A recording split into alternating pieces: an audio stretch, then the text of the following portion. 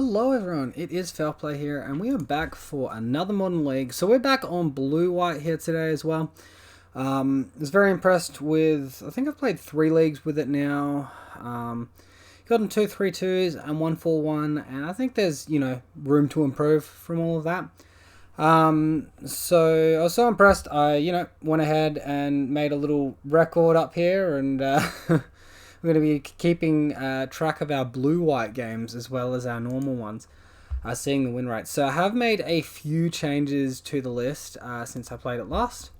First of which is the land base. Now, I have gone and I have slightly changed it. So I'm only running 1 waterlogged grove now and 1 horizon canopy. So there's a very good reason for why I'm doing this. And like horizon canopy sort of is fine and you hit double white, but if there's 2 of them in your hand, even if you've got a Bogle hand, there's a large likelihood you've got blue auras or stubborn denials in your hand that you just can't cast. So I want to reduce the variance of me being locked off of blue at 2 lands. And Waterlogged Grove, obviously it's a similar scenario. I'm still trying to get to double white. It's less necessary now that I've got Staggering Insight, but still something we're wanting to do. So by just having 1 Waterlogged Grove, I should still be able to hit double white reasonably consistently. So fetch lands, I am running 3 Flooded Strand. It should really be 4, but I don't have the 4th, and 3 will just do for now till I save up the ticks. But currently my things I'm chasing with the ticks are the Force of Negations, so it's more important than the 1 of fetch land there, I think. So we've got 3 Windswept Heath. Obviously it can fetch your Hallowed Fountain or just the basic plains. I think the basic plains is more important than the basic island here. So we've got the 2 Misty Rainforest, so completing with like 8 fetch lands there. We have the full 4 Seachrome Coast Fastland, 3 basics, 2 plains, 1 island, and then 3 Hallowed Fountains as well. With our creature base, as before, yep, we've got our Slippery Bogle. That doesn't change from green. So the difference is, instead of Glade Cover Scout, we've got the 2 mana Invisible Stalker, which is hexproof, 1/1, and unblockable. Still have Core Spirit Dancer. I have, however, reduced her down to 3 copies. Hopefully that, works out alright for us. I was wanting to fit in like a little bit more aura-wise and spell-wise as well. So with my non-creature spells, I've currently got, 2 Force, 2 Stubborn Denial, and 2 Path to Exiles. I'm not sure what the optimal split is. Maybe it should be like 3 counter spells, 3 paths or something, and then even up in the sideboard. But this is what I'm going with for now here today. And other than that, I have actually cut Staggering Insight down from 3 copies to just 2. With our Daybreak Coronet, that should be enough lifelink. I've upped my amount of flying, so I've got 4 Arcane Flights and 1 Grifspurn. So I'm going really hard on the flying with the deck here today. 5 instances of flying. We've got the usual 4 Ethereal Armors, usual 4 Hyena Umbra. As I said before, 4 Arcane Flight, 4 Curious Obsession for all that juicy card draw. So the reason why I want so much flying is so it enables Curious Obsession, and Curious Obsession doesn't fall off, basically. I have considered potentially going 3 Arcane Flights and 2 Grifspurn. I want to see how this new land base goes for me before I make that decision, though, because obviously if the land base supports 4 Arcane Flights, that's just better for when we transition into the full set of Force of Negation. So yep, 4 Daybreak, 2 Staggering Insight. So onto the sideboard, we've got the other 2 Path to Exiles in here for those pesky Prowess and Shadow decks. We've got the Stubborn Denial. So that's the 3rd Stubborn Denial and the 5th Counterspell. With my counterspells, I don't know, maybe I want to start looking at something like Deprive or Mana League from a sideboard perspective. So reasons why I think I'd want to do that is if I'm running into like a lot of Devoted Devastation, for example. Obviously they run creatures which are uncountable. Like our Stubborn Denial and our Force of Negation don't hit their creatures. It hits like the Elder Army's Call, or however you say it. But their actual combo is Heliod, which is a creature.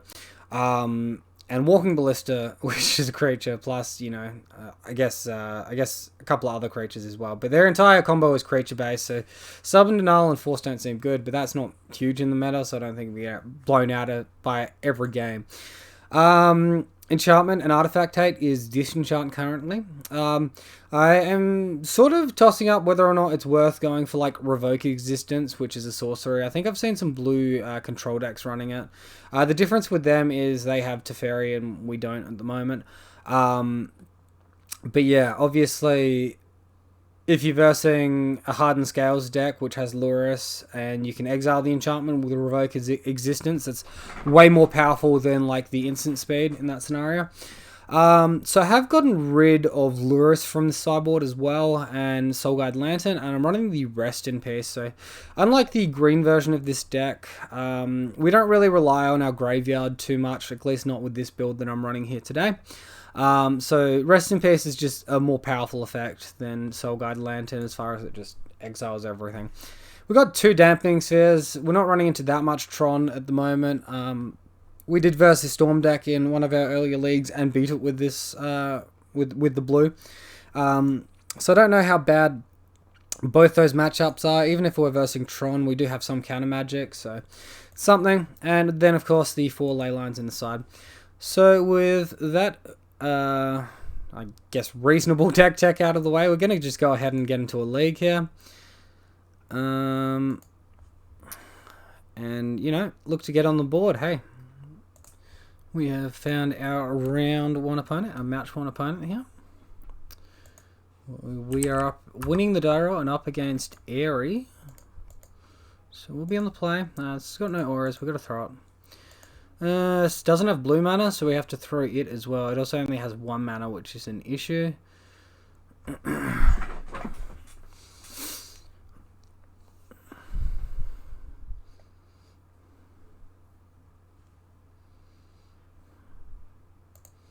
Opponent's kept 7. We're gonna keep this. It's not amazing. Bottom Bogle, Spirit Dancer, and go with that.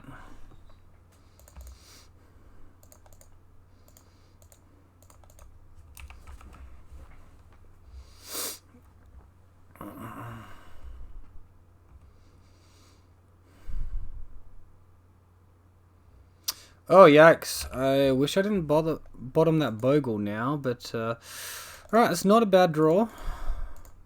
Hopefully they're not running main deck Oath of Kaya. They're on Aether Vial, so I guess it's Hatebears, but you never know with these black-white decks. They can really run just whatever they want.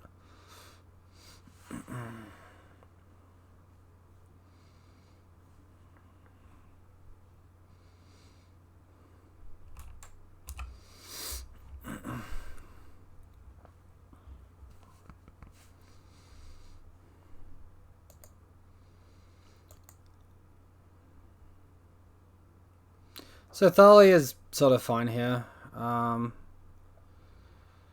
That's not bad. So we can attack our opponent for 3. Play an Invisible Stalker, and then, you know, if my opponent wants to take path at some point, they can. Obviously, with my opponent being black-white, there's a large likelihood that they've got Stoneforge Mystic in their deck as well. I think they would have just played it that turn if they had it in hand, because we only had 1 card left in our hand, and like best case scenario, I guess they lock us off a Daybreak Coronet if we miss the land drop, which I guess we can because there's only 1 land in hand and we'd need to top deck a land or have land in hand and top deck the Coronet.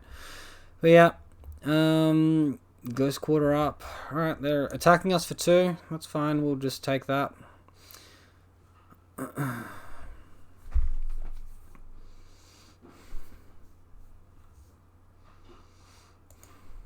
They can just look to like Violent or Lead an Arbiter here, or cast a Lead an Arbiter, and then Ghost Quarter us.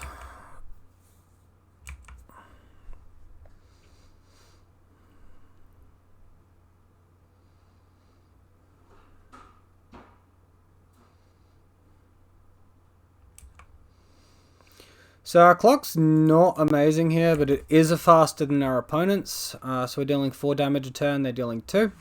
I'm sure they're going to add to that either this turn or next. Alright, so something's coming down now. Charming Prince. Well, I guess they just choose the scry mode if I was them. Although, I guess it would depend on what's in their hand. If their hand's stacked, they might just be happy gaining the life. Alright, so they scryed 2, kept 1 on top, put the other on the bottom.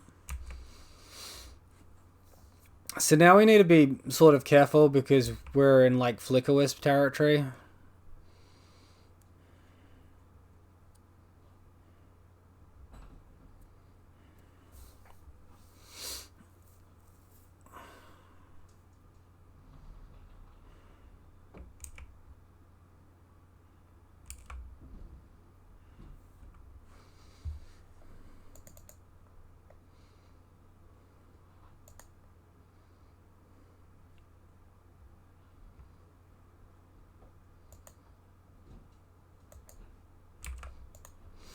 Alright, so they're obviously going to Flicker Wisp their Hyena Umbra here and then look to block a Slippery Bogle with Thalia. That's fine. We'll let them go to effects.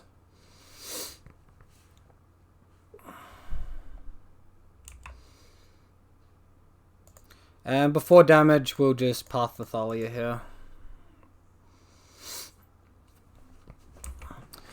And now when this comes back into play, we'll put it on our Invisible Stalker. So that if we get like a card draw or lifelink, I guess if we get Daybreak Coronet, it goes on Stalker, which is unblockable. So that's the main thing.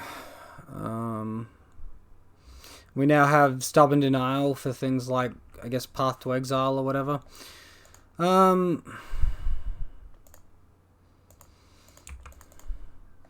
Guess I'll just float a white to make them think that like I'm representing Path or something. But really, like, I want that blue mana up. So maybe I tapped a little bit wrong last turn. Should have left up.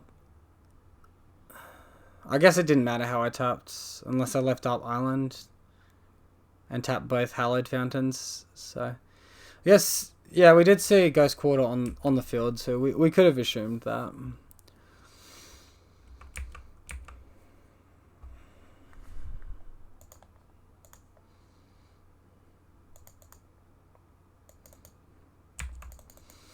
Alright, drawing like any aura this game would actually be incredible.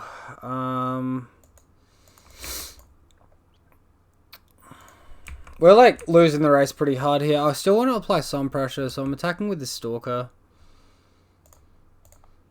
Let's tap the Hallowed Fountain. Because if they Ghost Quarter, they can't Ghost Quarter a basic land, I don't think. Target land? Okay, they can destroy any land. Never mind.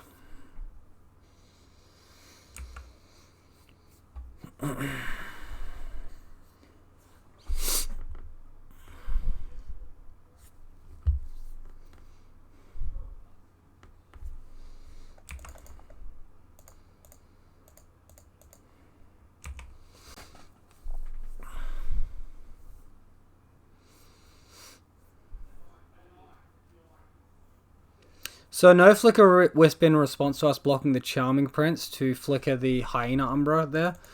I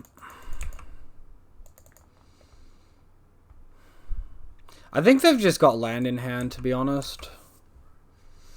I'm going to attack with both creatures, play the Slippery Bogle to chump block the Charming Prince, and if they have any creature in hand, we just lose.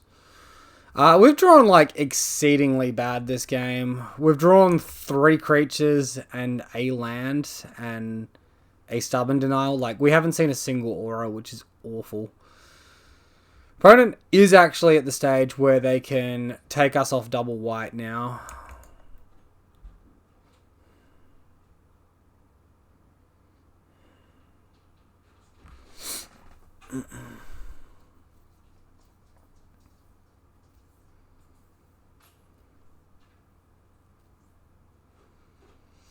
We just need to see a Coronet or a Staggering Insight here. if we've got any chance of getting back into the game.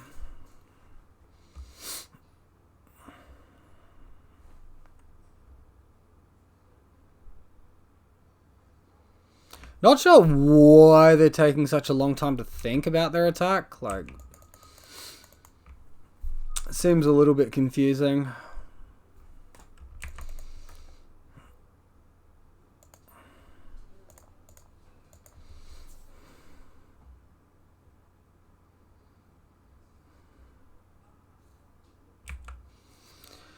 Alright, so now we need Staggering Insight pretty much exclusively. Well, we land and creature flooded that game. That's unlucky. Opponent's down to 6. Like, we got him so close. We just drew rubbish the whole damn time. Like,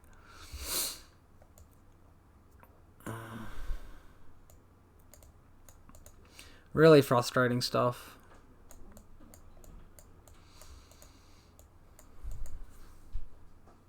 So these Hatebear decks don't normally have Thoughtseers. It's like Tidehollow Scholar and Thought-Knot Seer. I feel like Stubborn Denial is probably quite weak, and Force is also probably quite weak. Unless we know that our opponent has is it Oath of Kaya, the 3 mana, each opponent sacks a creature. Unless we know that our opponent has that, they're pretty weak if you ask me.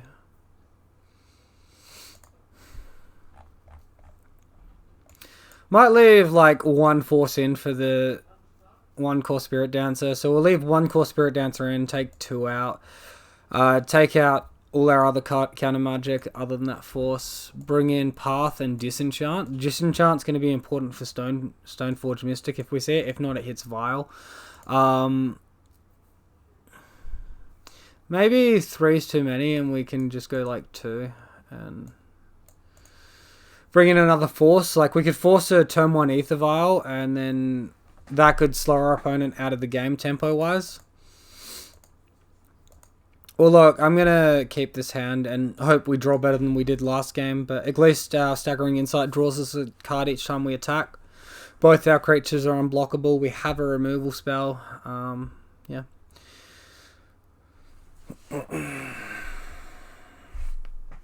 And we're on the play too, so lot is going nice for us this game. I guess we won the die roll game 1. It's just our hand didn't progress anywhere, did it? Let's be real.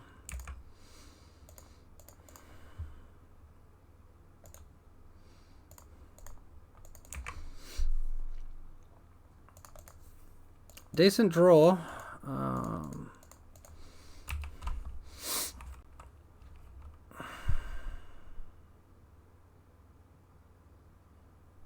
So against these decks as well, you want to make sure that you use your fetch lands immediately, because if they do have Legion Arbiter, and you play out your fast lands, you'll be left pretty embarrassed once Legion Arbiter hits the battlefield and you're no longer able to crack, or cracking costs you 2 mana, or they just start ghost quartering you.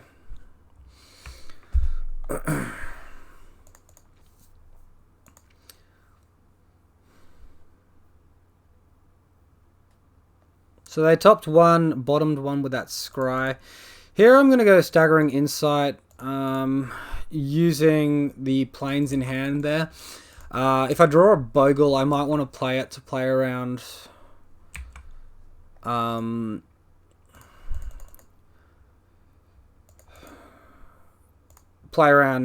of Kaya. We don't draw Bogle, so hopefully they don't have that card. If they do, we can rebuild. We've got another Stalker here. Fine just taking damage from Charming Prince. That's not really scary at all.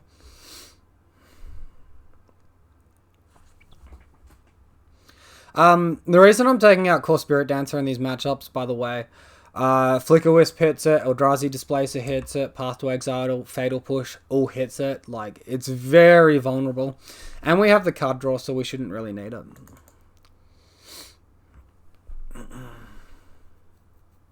Opponent's done a whole bunch of not very much this game so far. Very lackluster from them.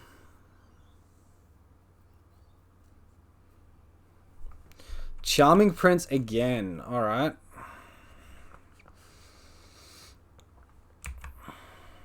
So if they top 2, we can path them to undo their scry. That's kind of neat. And I don't think I'll be holding up path next turn, because I'm going to look to play Staggering Insight plus either Daybreak or Stalker. So they topped 1 card. I don't think I'm concerned about these Charming Princes yet, and I don't want to ramp my opponent, so I'm just going to play it a bit slower there.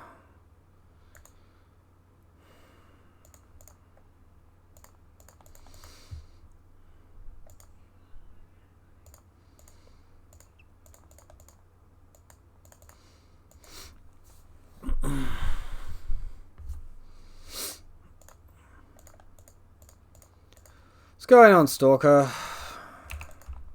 Get to draw 2 cards, deal 6 damage. Put our opponent to 10. So we draw an Aura, which is pretty decent. Opponent's Concealed Courtyard enters the battlefield tap, which is good. Alright, they've conceded this one. Opponent's ripping cards off the top of their library. I mean, I don't know what they're complaining about. They made their land drops, and they scryed 4 with Charming Prince, so I don't know what's with the rage draws there. Like, seems a bit odd.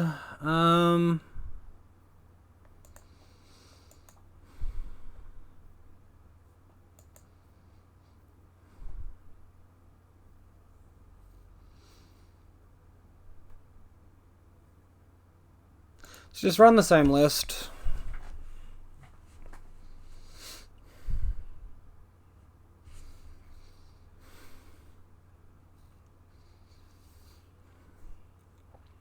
Obviously, if they're holding Flicker Wisps in hand, or Eldrazi Displacers, they can target my auras potentially, but not my hexproof creatures. So maybe they're just frustrated by that, and they're looking to go Core Spirit Dancer.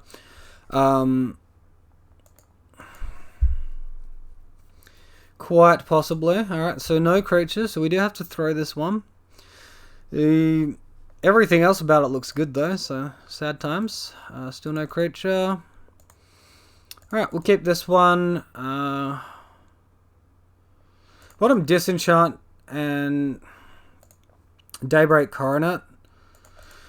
And, you know, we're keeping a lot of card draw here. Although...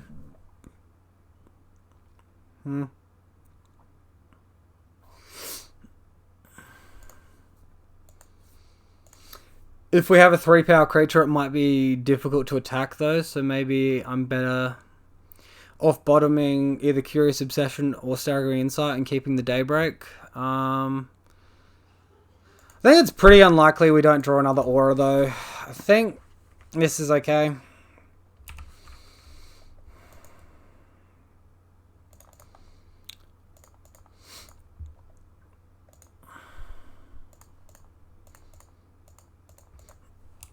So still no turn 1 play from my opponent. No Ether Vial there. Several games in a row. Thalia? Sure.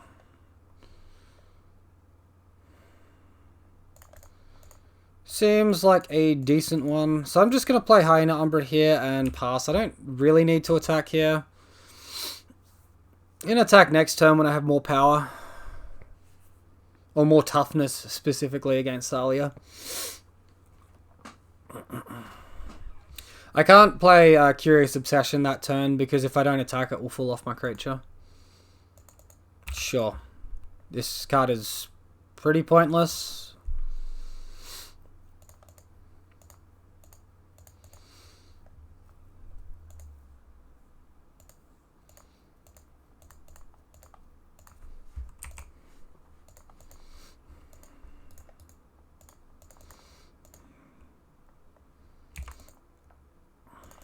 So here we can safely attack. If they block, they lose a creature.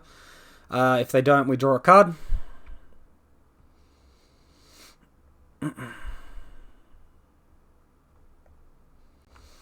Alright, have all the Bogles in the world now. So my opponent's still got nothing to do. Alright, they're attacking. They're on the board. Charming Prince? Oh, far out. They're getting very little done here. 2 cards on the bottom. I like to see that. Lead and Arbiter. Yeah, who cares?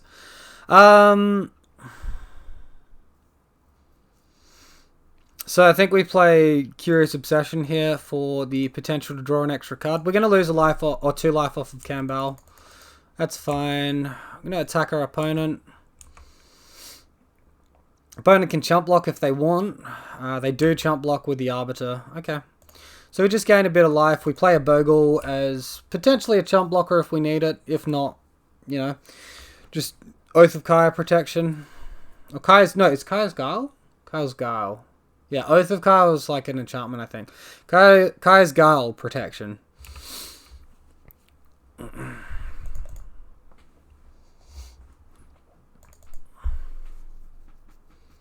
So opponent wants to attack us for 4. I mean, we're gaining 4 each turn anyway. That's not that concerning to me.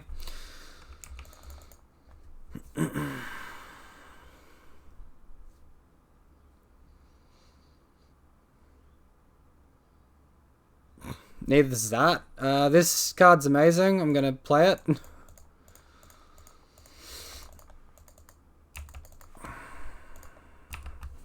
Let's attack for 7.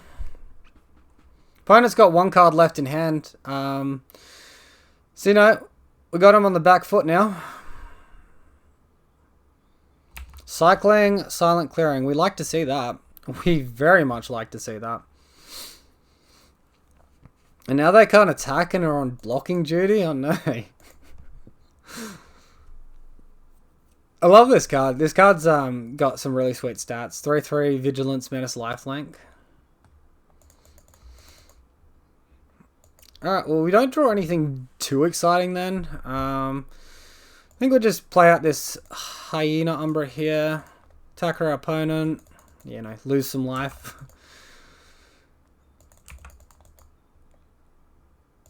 Attack our opponent for about... I thought this was Eldrazi. And taxes. What's the point of keeping Thalia at this point? Surely this card is more, like, valuable. Surely. Alright, we have successfully emptied our hand. We've got some Bogles on the side there to sack if need be. We've got Totem Armor, 2 lots. And, you know, our opponent's on the back foot from here.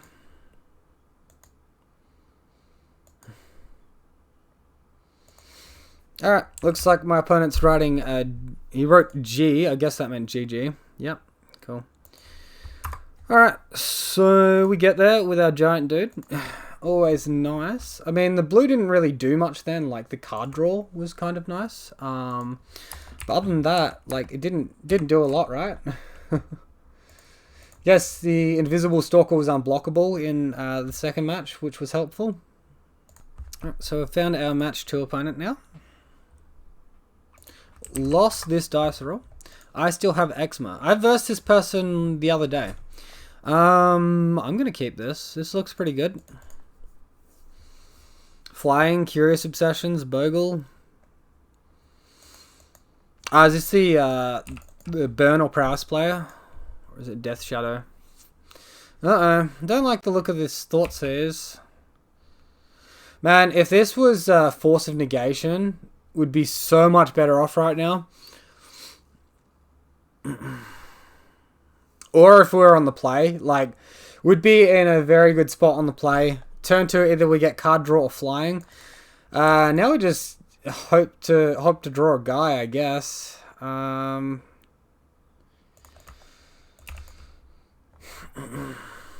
We can Stubborn Denial, something my opponent does potentially. Sure, I'll pay a Stubborn Denial at this point in the game to counter a Thought Scour, potentially stop Gurmag Angler from hitting the grave.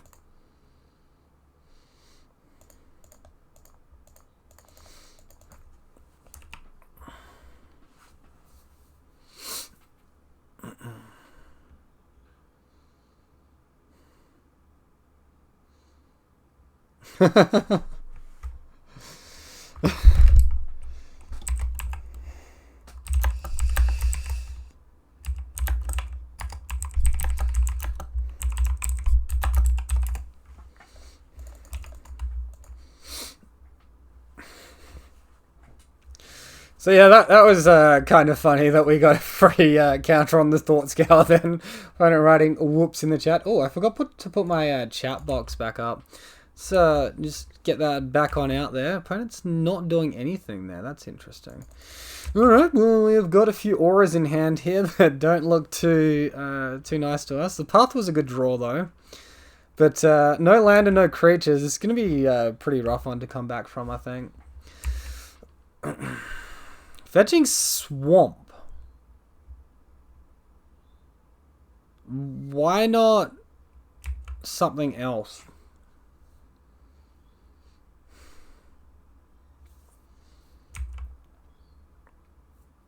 Seems odd.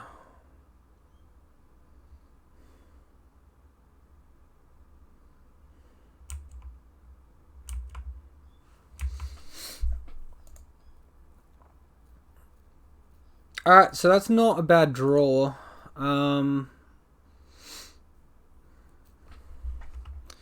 think maybe I want to stop on my opponent's upkeep and make them spend mana during their own turn to fight the Path War. And this path could be a bit like premature, presumptuous, whatever you want to call it. But I think I have to go for it. I guess, wait, no, my Stubborn Denial doesn't do anything here. Never mind, I shouldn't be doing this here. I thought my Stubborn Denial was active because I went, oh yep, they've got 4 power, Ferocity's going. Something in my brain wasn't working just then. Yeah, that was silly. Now our opponent just goes ham, maybe Team of Battle Rage, this turn even. He skipped past his attack step.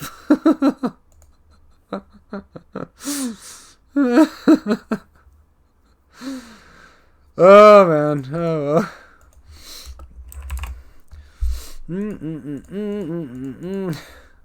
We'll just have some fun here.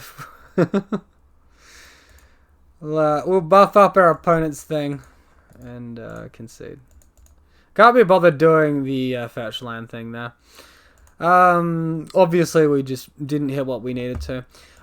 So I want to try no counter spells here. But all my paths.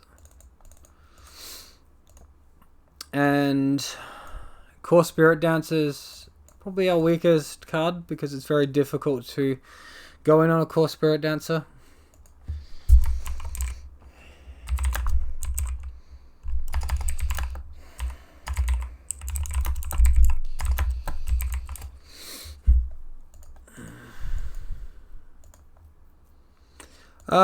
Yep. I don't think we want to rest in peace here. It seems a bit silly. So, obviously we want 2 mana with a hand like this, and we don't have it, so we're going to throw. I'll keep this one, and we can just bottom a Stalker. Done.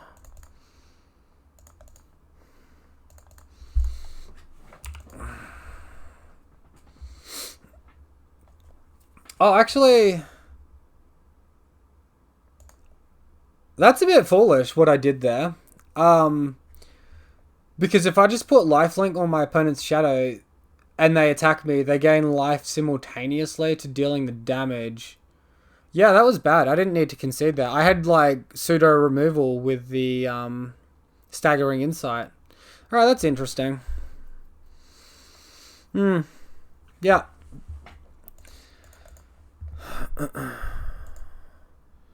Interesting lines are interesting.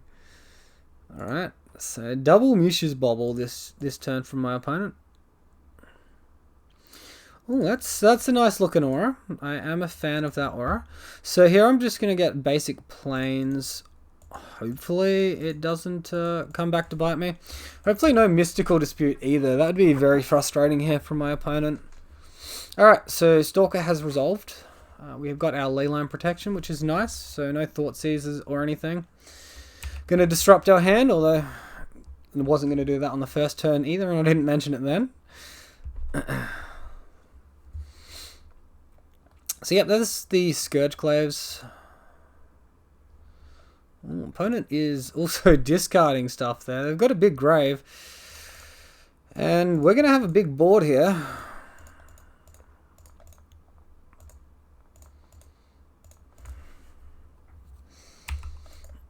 Attack for 7. That's almost a 2-turn clock. Alright, opponent concedes. That's good. Yeah, staggering insight. Pseudo removal for shadow as long as your life total is not too low. That's pretty funky. So on the draw, I guess I might bring in the Force of Negation over Core Spirit Dancer. Just in case I don't have Leyline, like we'll treat this like a 5th Leyline, right?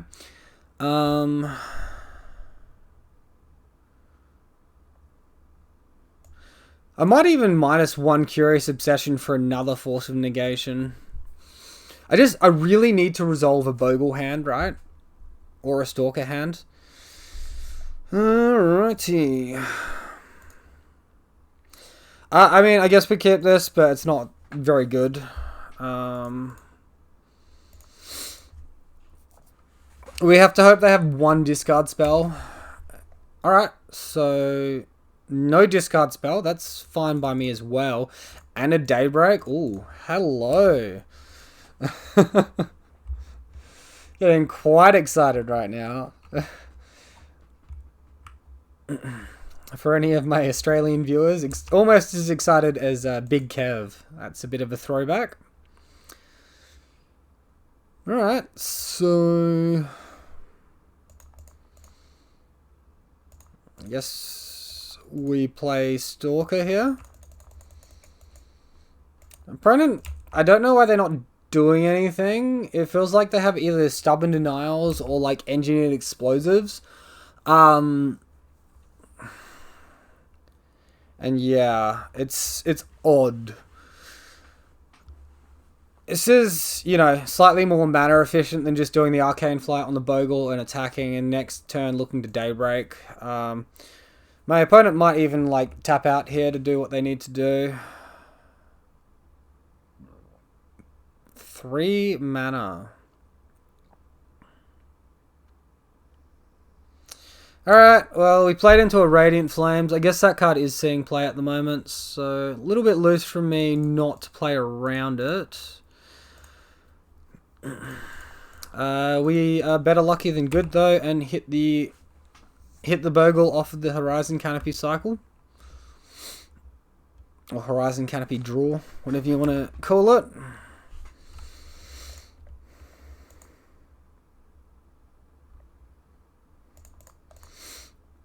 Alright, let's go for Arcane Flight here, see what my opponent does. We'll then go for a Curious Obsession and attack. So obviously the Plains there is playing around Stubborn Denial. We can just attack them, gain a little bit of life. Guess if they have another Radiant Flames, we might be in trouble. Maybe we draw White Aura, we draw Seachrome Coast. Not the best land to draw here.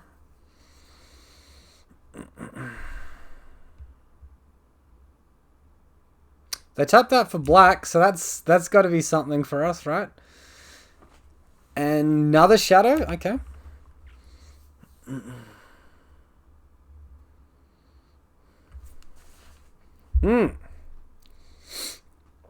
Well, the Shadows were only 3/3s, but it's looking like they're going to get Ferocity now.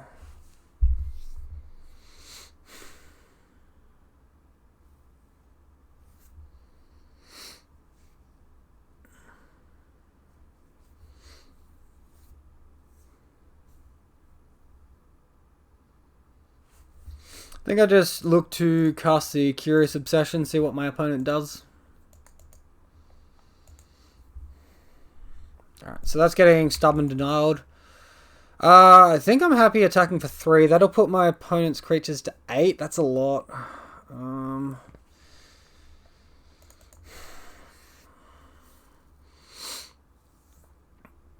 If I play Daybreak now, I can choose not to attack. I'll lose my Curious Obsession, but I can chump block a Shadow. Or I can attack, put my opponent to 2. His Shadows will go to 11/11s, and he'll attack me back for 22 damage. And yeah, I guess we do that, and we just make them have the Team of Battle Rage. We might draw a Force of Vigor as well. Alright. Has he got it? Let us see.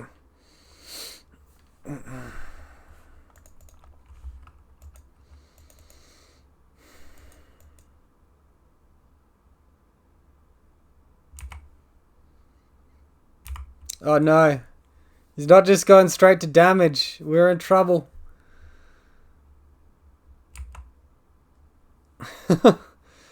Alright. He's putting us to 2. I think we got it. A lightning bolt? What's he doing? I'm terrified right now. Oh, that thing? Alright, that's fine. Whew, flying OP. This thing does not have flying. Fatal push his own creature.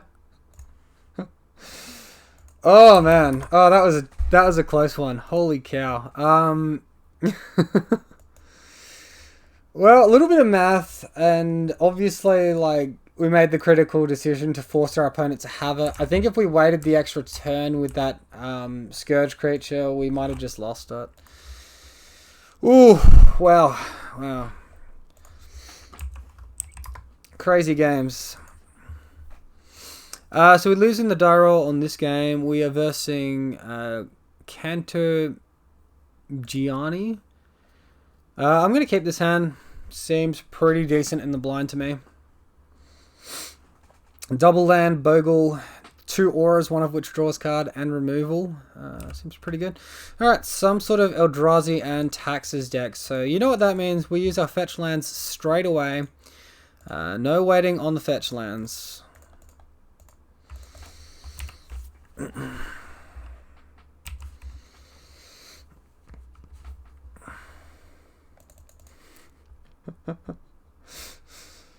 No spare me.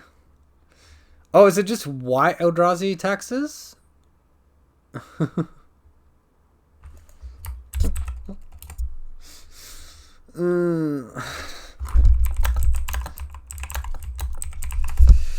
Alright, so...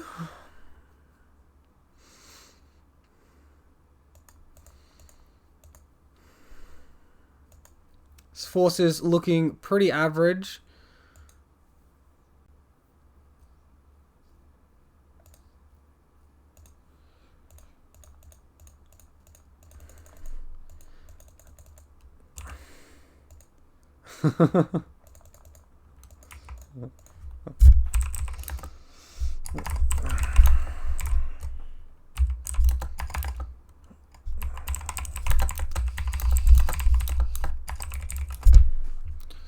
Alright, so enough chitter chatter with the opponent.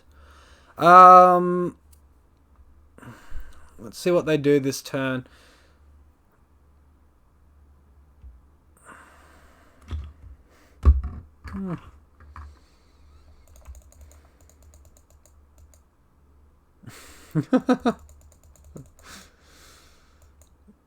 Alright, looks like a Thought Knot's here. So they're going to strip our hand. I guess they're going to take Path to Exile. Otherwise we'll have Curious Obsession live and a 4/4 creature.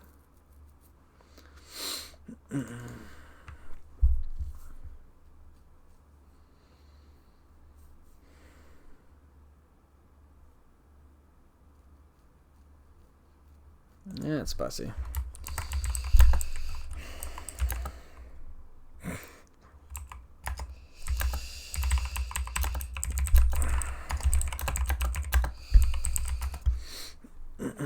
Alright, so opponent's taking Curious Obsession, which really is not all that surprising.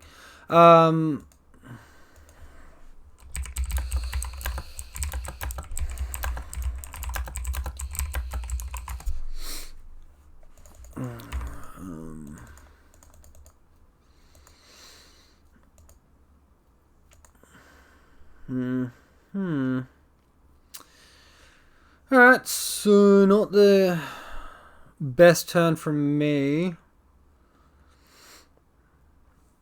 For me here. We'll play our guy.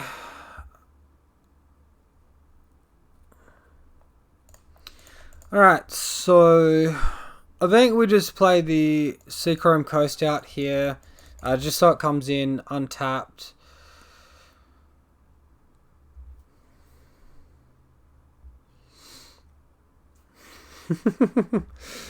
Just telling my opponent what I'm currently doing with the deck.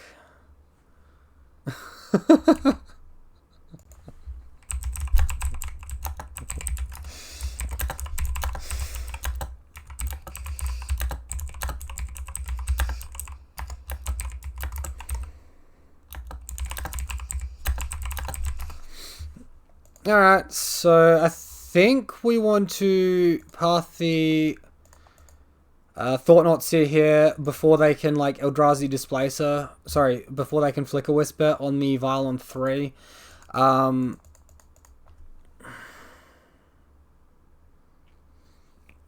What are they doing?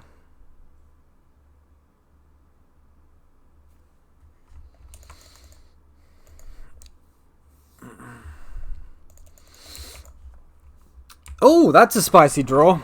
Big fan of that. Hopefully they don't have the follow-up Thought-Knots here.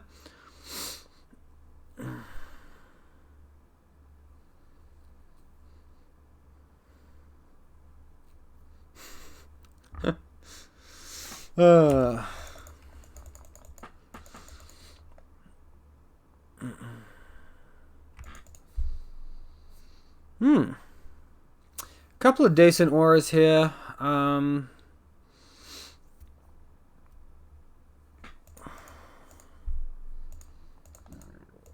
think we cast the Staggering Insight and try to attack. We could be attacking into a Flicker Wisp and just lose our creature, but if they do that, one of the auras going on the other Bogle anyway. It's going to be pretty hard to beat like a Flicker Wisp with this one, with this hand anyway. Blade Splicer, I mean, that's fine.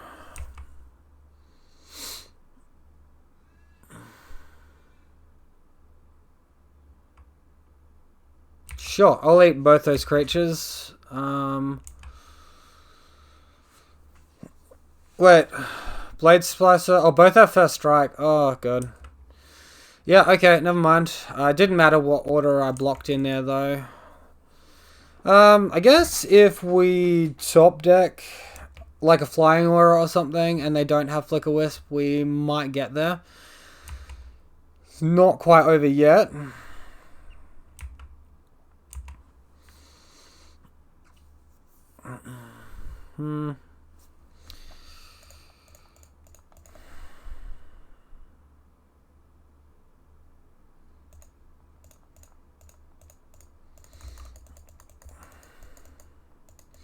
But yeah, Flicker Wisp, and I'll just like concede at this point probably.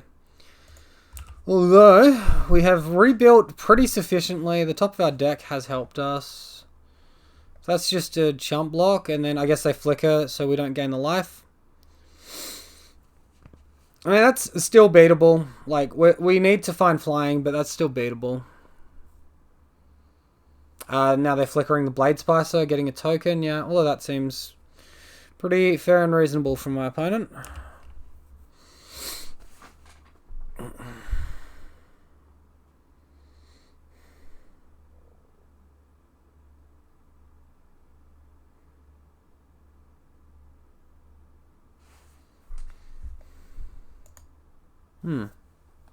That's until end of turn, right? Yeah.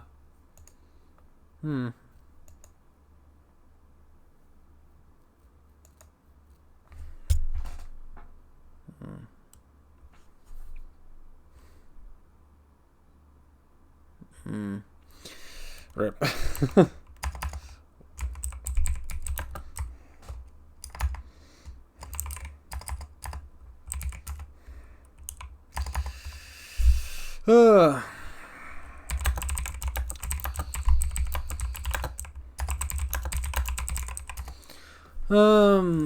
Yes, so they're attacking us.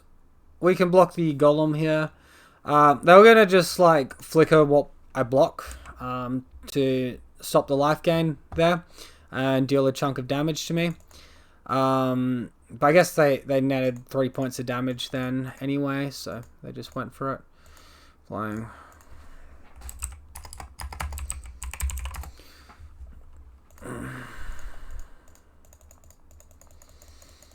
So we jam Griff Spoon while we can.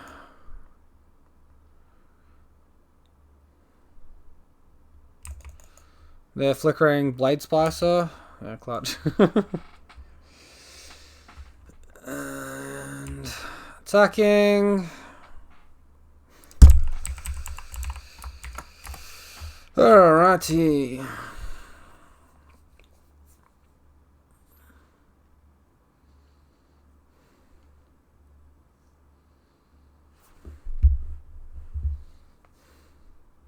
Giver of Runes. I mean, they still don't have flying, so we're still in with a chance. We'll just block the Golem, because if they flicker it, they lose it permanently, so.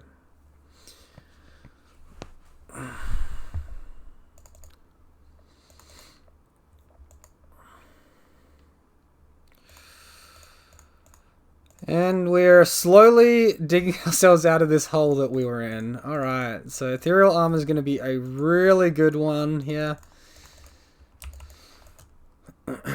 Stalker, not too shabby either. That does mean we can just attack for 3 slowly off the side and kill them.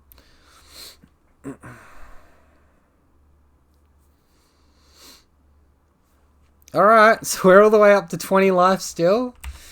Opponent has to work to try and get this. I don't know if their attacks have been the wisest. I guess they've been dealing positive damage.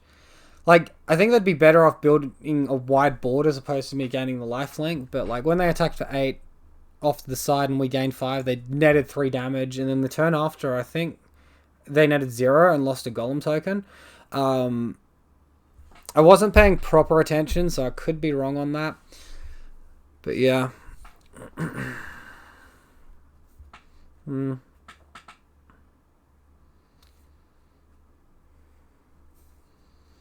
Obviously, if we land one more attack, we get the win, which is nice.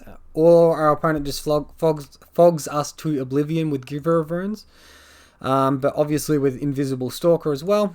Double Invisible Stalker. They are not a bad card.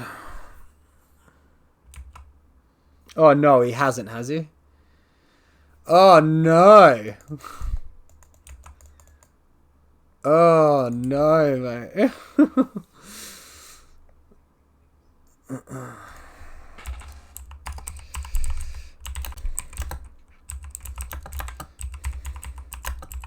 So Skyclave doesn't have flying, but it does exile our aura.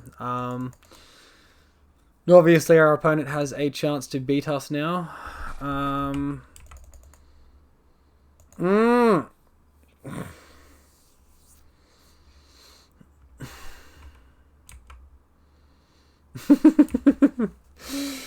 this is real awkward. We get some illusion tokens to chump block with, and we have to try to kill with Invisible Stalker beats now. This is freaking hilarious. Oh man.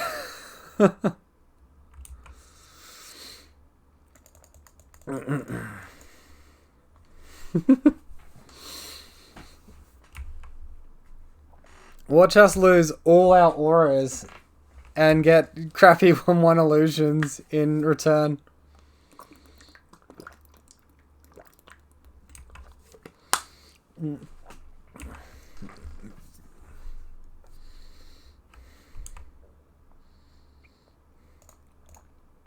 If I only had 1 extra land, I could play double Stalker and have like a 2-turn clock.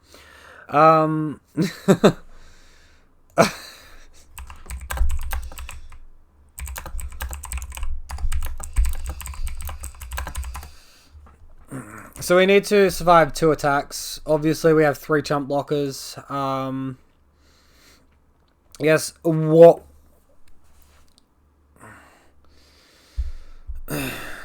we have to be aware of is the Shelflet Dunes will deal more damage, so we might be better off blocking in the second turn, not the first turn. And once they've dealt with our auras, they can start making Blade Splicer tokens as well. So they can make up to 3 Blade Splicer tokens and attack for a lot next turn. Oh, please attack like this.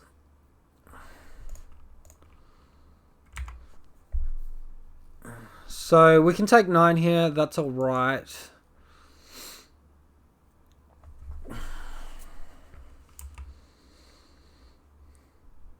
I guess we should block with the illusion tokens because our opponents can exile them like permanently, forever, all of that.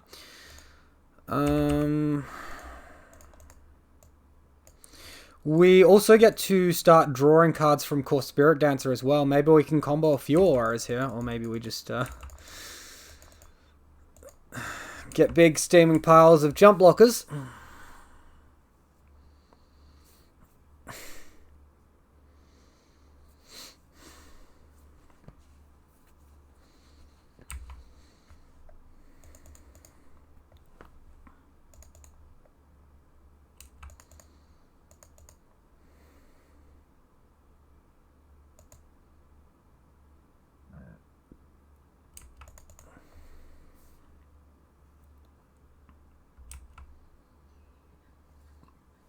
I don't know why they're perma, like, stacking Skyclave as opposed to just doing Blade Splicers and getting Golems.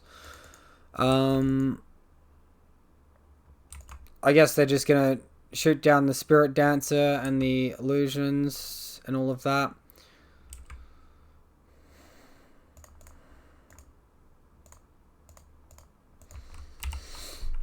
So if we somehow magically survive the attack this turn, we can get there. But our opponent can just exile these illusions if they play correct with Displacer or even Skyclave. And win.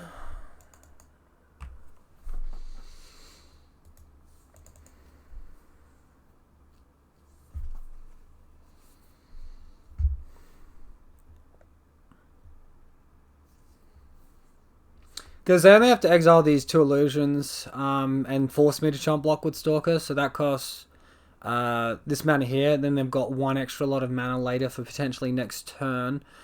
For if I draw an aura, they can exile these 2 and attack for 3, 6. I guess I block 1 of 3, so attack for 3, 4, 5, 8, 9, 10. That's 1 short. My opponent just 1 short.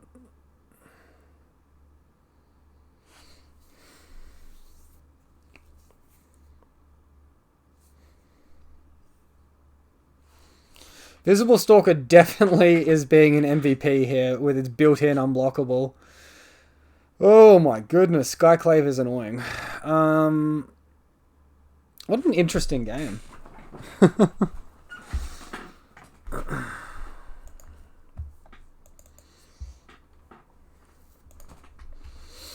So we'll count the damage. We've got 5, 6, 7, 10, 13.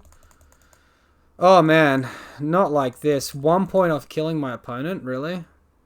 I didn't block. Okay, never mind. I'm a damn fool. I meant to block. I didn't matter because they just had mana up to exile whatever I was doing.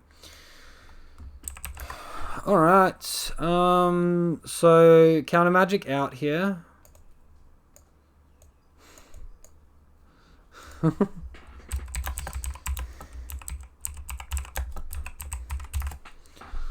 Path in. Am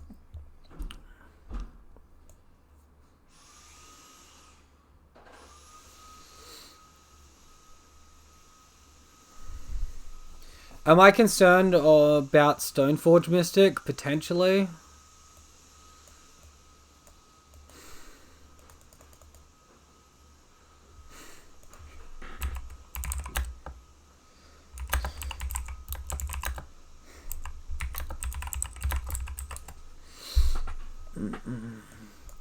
I think I'll leave in the Force of Negations for just like Aether Vial and trying to get them.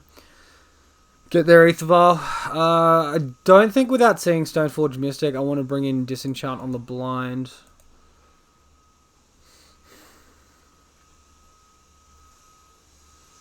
It's pretty risky, but it's also pretty good. I'm gonna keep. True. Yeah.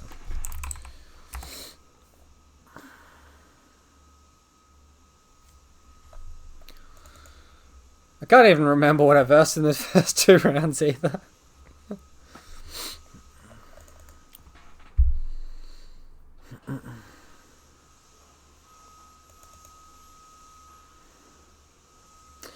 Yeah, I feel like this could be just greedy, but I think it's worth going for. Like, Core Spirit Dancer can just get so out of hand so quickly.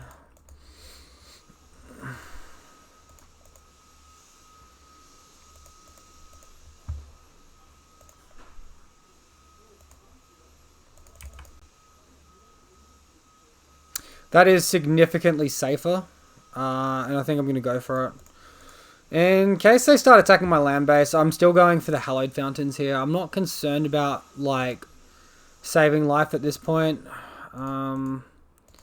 Like, Core Spirit Dance is just very fragile. If I don't have to go in on it against a deck that could just have Path to Exile and blow me out, I'm not going to.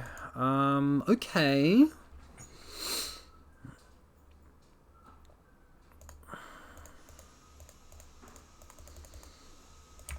So attack for 3, look to draw a card.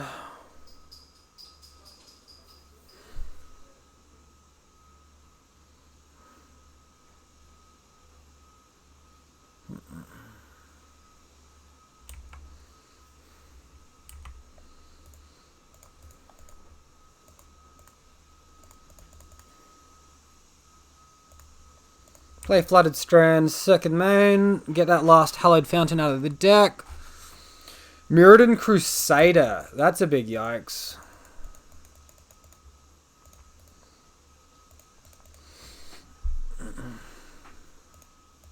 No attack with Thalia. That's curious. I think they should be attacking with Thalia though.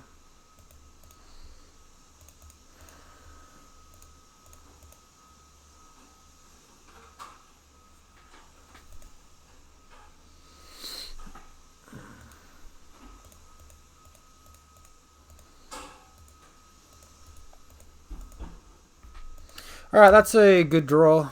I can't attack. I'll just lose the Curious Obsession and that's fine. It did replace itself. It's not super bad.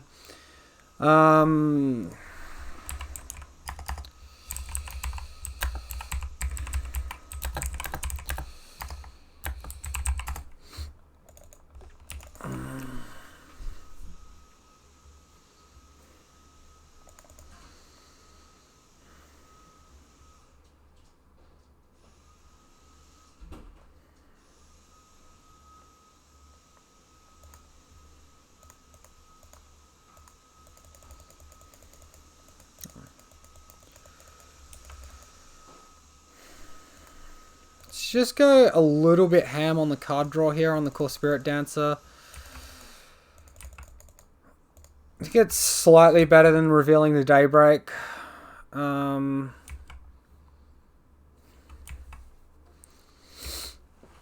a big scary creature as well, so that's very nice. Opponent gets the Aether Vial finally and a Flicker Wisp. Well, that's pretty good against Core, right? We do have other auras to cast.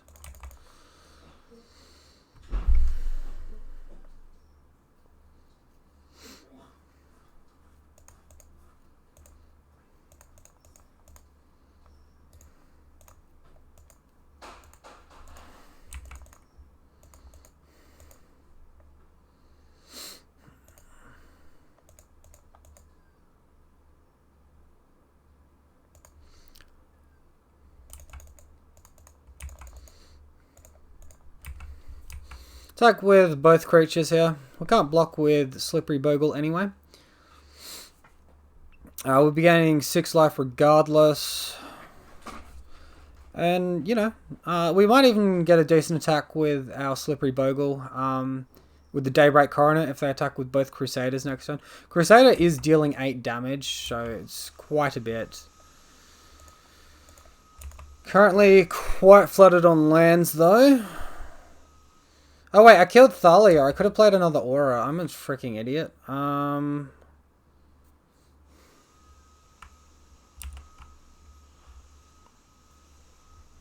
Almost dead.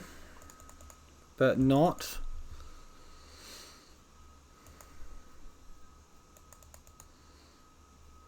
Hmm. Yeah, it's... So opponent did not realize Staggering Insight gives lifelink.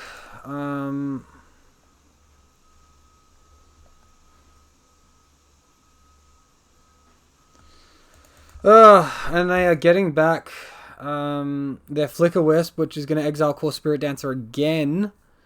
And Mirrodin Crusader untaps, man. We need flying, like, super desperately bad here. Fortunately, they didn't gain life, so we might be able to get there if we draw flying effect.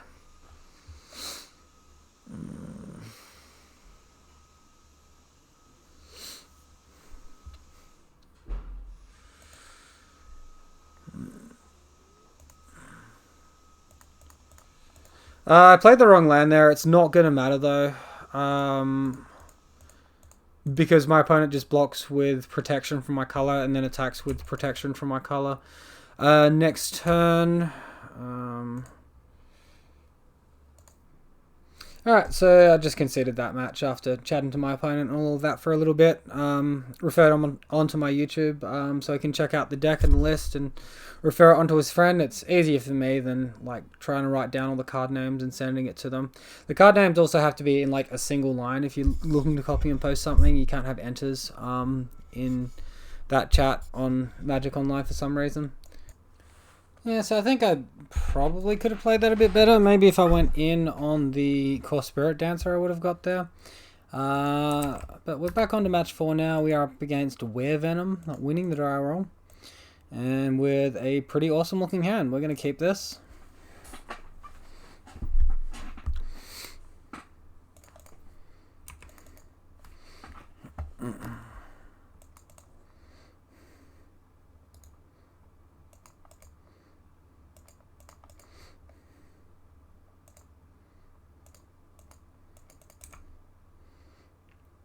I'm going to go ahead and get this Invisible Stalker happening.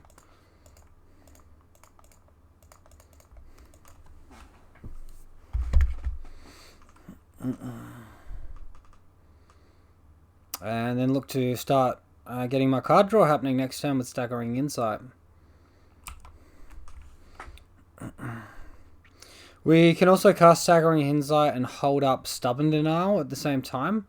So if they play a like counterspell, we can Mana Leak or something, we can just counter it. It's not bad. Alright, let's get Plains with this Windswept Teeth. I don't know if I want to take the full 3 points of damage. I think 2 is plenty.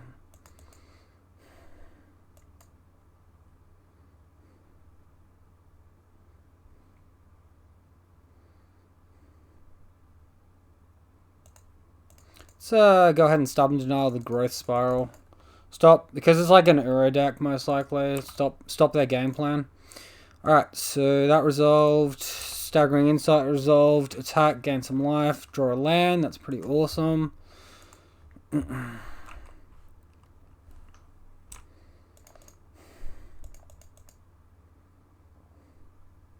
Alright, so they just cast Uro, which is fine. Their graveyard's not got too much in it at the moment, so it's going to take a while to get Uro onto the board, but you know, they gain life, all of that. That's a good draw.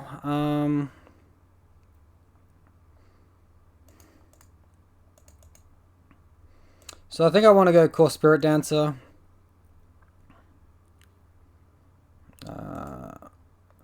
Chuck this Hyena Umbra on Invisible Stalker.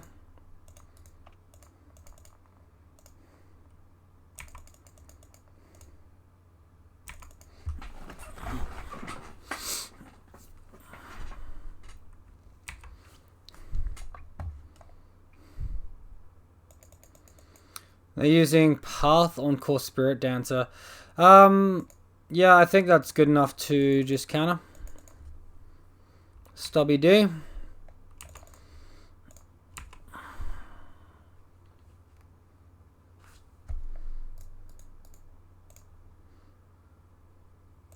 Alright, Curious Obsession is a nice one for next turn.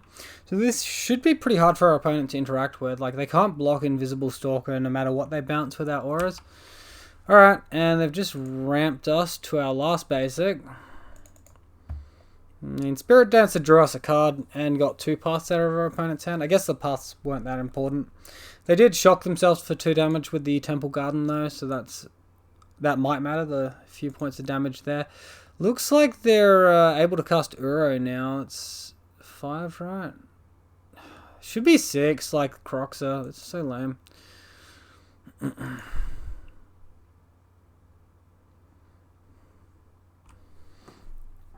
Alright, they only have 3 cards left in hand. They've gone up to 15 life here, but we've got a decent clock.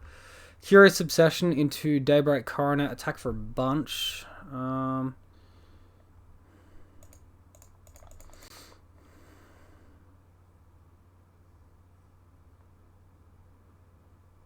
They're playing like they have a counterspell. Let's assume they don't. Maybe they're just reading Curious Obsession. Spell Snare, well that's super lame. We still gain life off this. Draw 2 cards, it's like really strong. Netting 2 damage on our opponent, and they're only netting 1 damage on us, so something.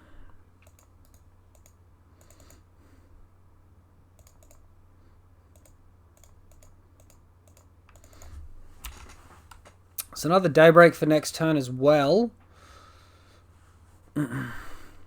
Alright, we got the card draw stuff happening. Our opponent's running out of tools.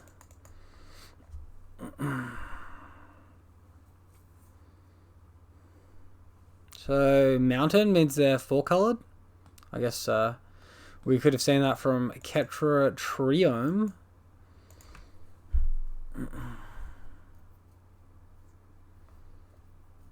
So I guess we're worried about Cryptic Command, so we can just attack here and this is fine. They're just letting us attack? Oh man. Oh man.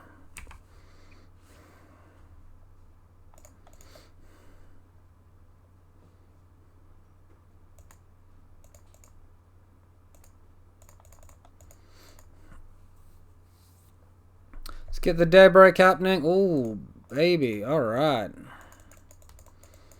Stalker. Alright, we'll go the Bogle as well. Alright, we got it all now.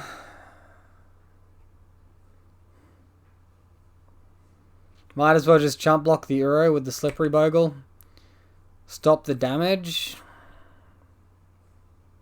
I don't know.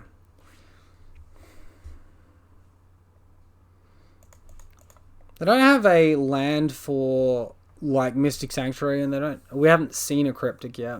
We do have lethal on board next turn.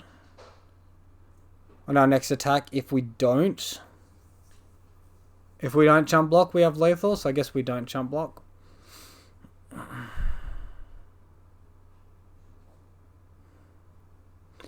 Maybe I'll cycle this Woodlog Grove and decide whether or not I'm blocking off of that.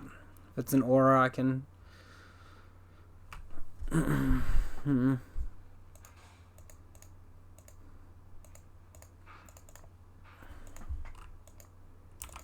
Well, yeah, alright. Let's not chump block. We'll make them have the Cryptic.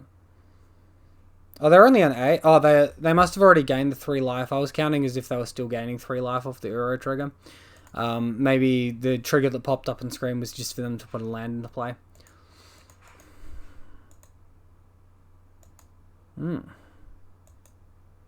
So we're versing the control deck. So far we've drawn 4 more cards than our opponent, who's been attacking with Uros. Alright, cool. So opponent concedes. Awesome for us.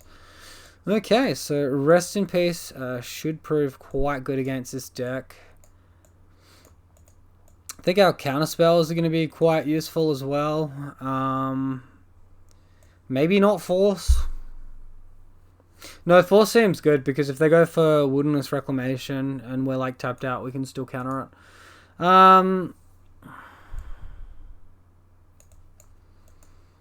Trim on Core Spirit Dancers, and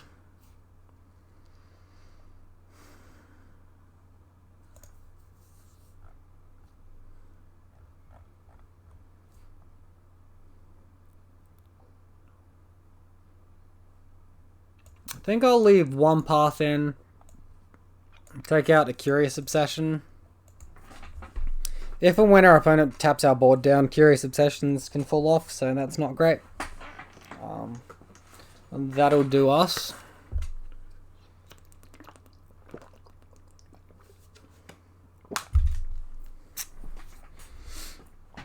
Well, I haven't versed an Uro deck in a while, but we definitely didn't just lose to their tempo and like card advantage, because we have so much card advantage of our own in this list. So that felt really nice.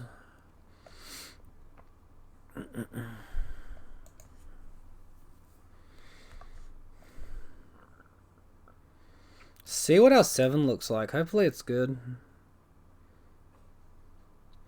I mean, yeah, I'll keep this. We are on the draw. We can pitch 1 Stalker to force. And we have Ethereal Armor, which is a really powerful aura. Alright, we drew Arcane Flight, which is awesome.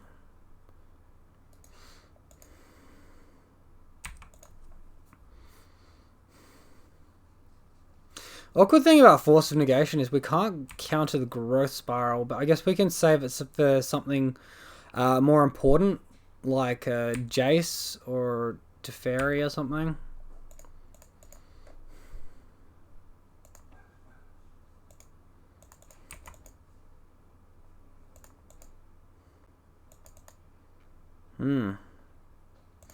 Alright, well, the optimal time to play Rest in Peace is after my opponent, like, cast an Uro. So, I'm just going to dangle Invisible Stalker in front of a counterspell here. If they take it, we've got another one in hand, so it doesn't matter anyway. Hopefully we resolve the second one. Alright, so they've just done Mana Leak. Sure, whatever. It's just delayed us a turn. Usually this is where they're going to loosen up and try to play the Uro now. Really?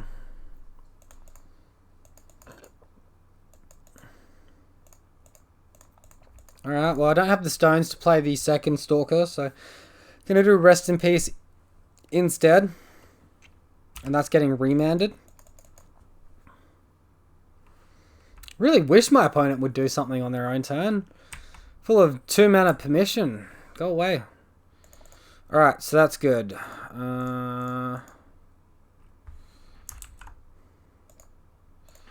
Yeah, let's just cast our guy.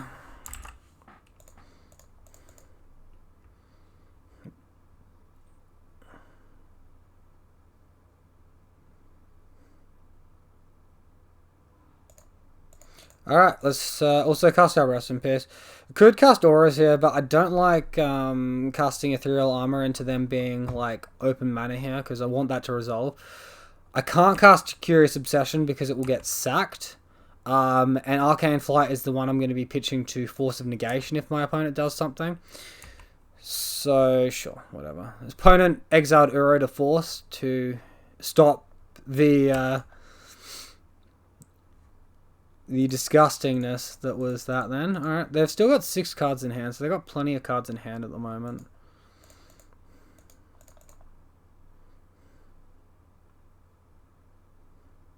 But they are stuck on land. Dovin's Veto, sure, whatever.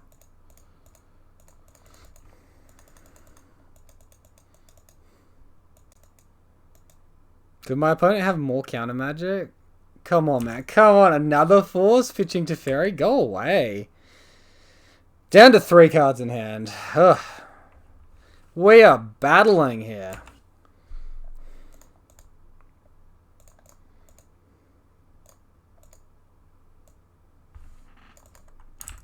Alright, let's leave land untapped. We'll just hardcast this Arcane Flight, and we can hardcast Force of Negation if need be.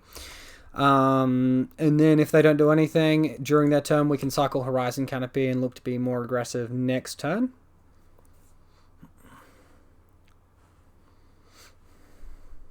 Do they actually get to draw a card off Veil of Summer, or are they just ditching it to the grave?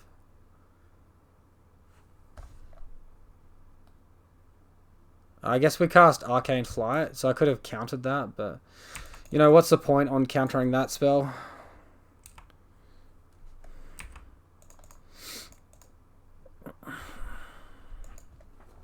So yeah, 2 triggers go on the stack. The first one is gain life, draw a card, and the second one was the escape. Okay, whatever.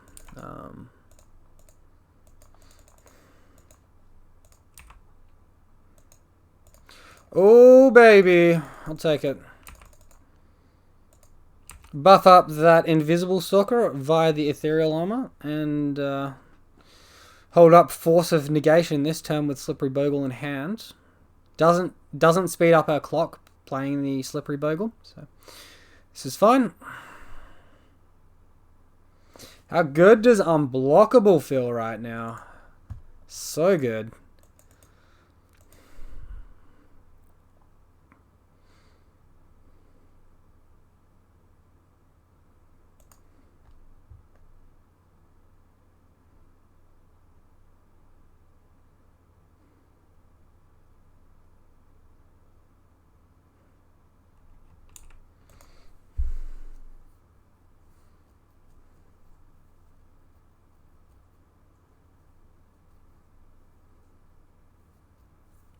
Have they got Wilderness Reclamation and they're looking to cast it? Is that what's going on there? I mean, we just snap counter it if that is their game plan. Otherwise, we just hold up Force of Negation. Any aura we draw, which is 1 mana, we can just play it and win.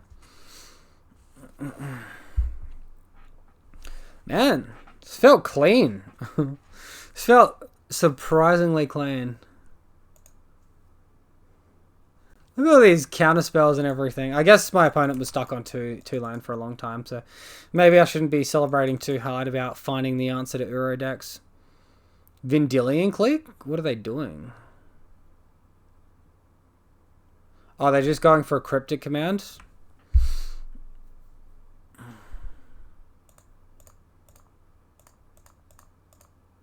I'll tap my land right, shall I? Alright, stop the cryptic. We can put them to 1 with our next attack. Ooh, not going to be quite enough, but do that. Leave Bogle in hand. Maybe bluff something. What you got, opponent? What have you got? The power here. Beautiful. Absolutely beautiful. Is this Wilderness Reclamation now? What the fuck is this doing? Alright. So, Omnath, Locus of Creation, 4 color. When it enters the battlefield, draw a card. When a land enters the battlefield under your control, gain full life. If this is the first time this ability is resolved, and if it's the second, add 4 mana. The third time, deals 4 damage to each opponent and planeswalker you don't control. Alright. So, have they got the land as well? Or is it just a creature? Okay. So now they gain 4 life. And we still have lethal.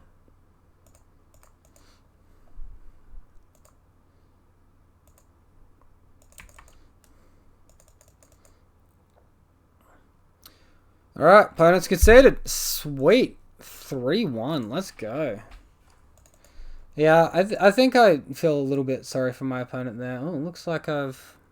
When did I write full? Oh, I'm clicking on the wrong freaking record. That's why I'm clicking on my my green-white version. There we go. Update those scores.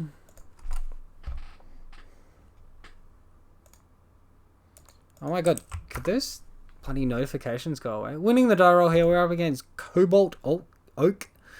No auras. We're going to throw this. This hand looks good. I'm going to keep. Bottom, I guess a Windswept Teeth.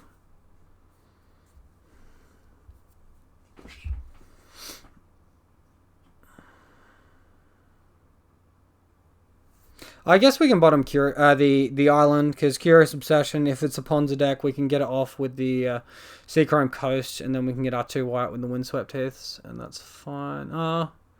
Although, typically, that will be like a turn late.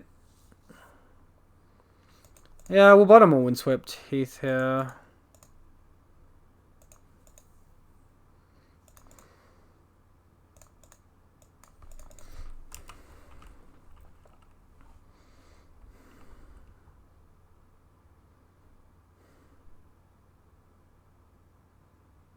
Hallowed Fountain. You know what control decks love? Curious Obsession is what control decks love. Let's Vex Shock and preempt the fact we're going to draw another aura. If not, it just like represents some sort of like counter magic, I suppose. Or Path to Exile.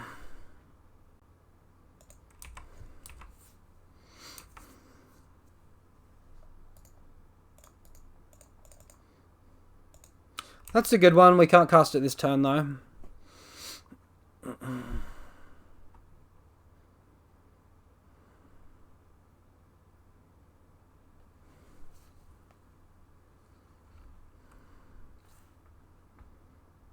Stoneforge Mystic. Well, that's a scary one. I'm tempted just to rush the Daybreak here.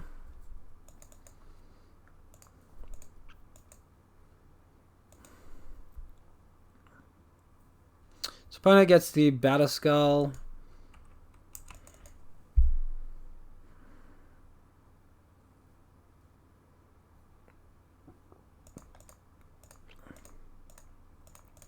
Alright, Daybreak or Bust. They could have Force of Negation, but that would be it. Alright. No Force.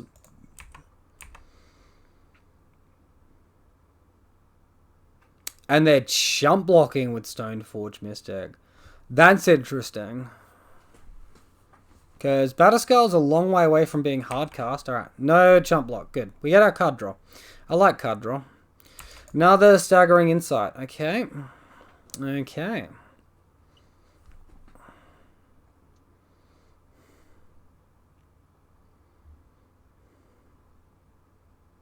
So I can play double Staggering Insight next turn.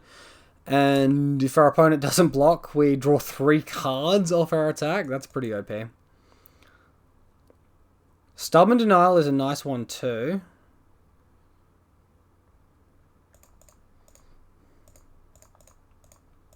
Let's play this first Staggering Insight, see what my opponent does. Alright. Looks like they've just skipped through. Let's play the second one. Attack for 7. Really force the issue here.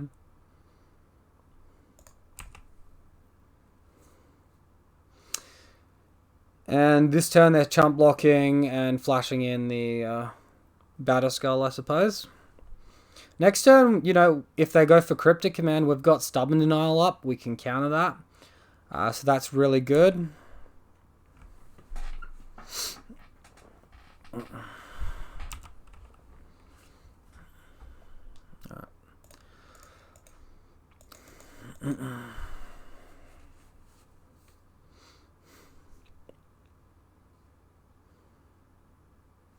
And we've got 2 attacks away from killing our opponent as well.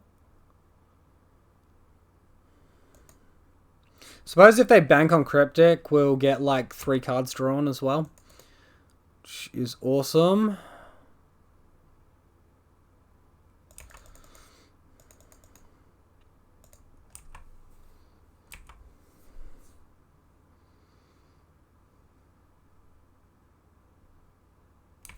So, chump blocking with Germ, we gain 7 life, they gain nothing. What are they doing now? Pathing their own Germ? Sure, whatever.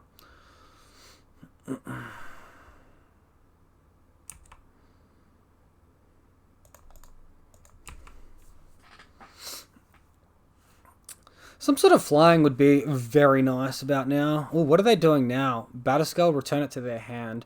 Sure. They've got 6 cards in hand, or 7 now. They've got a fistful.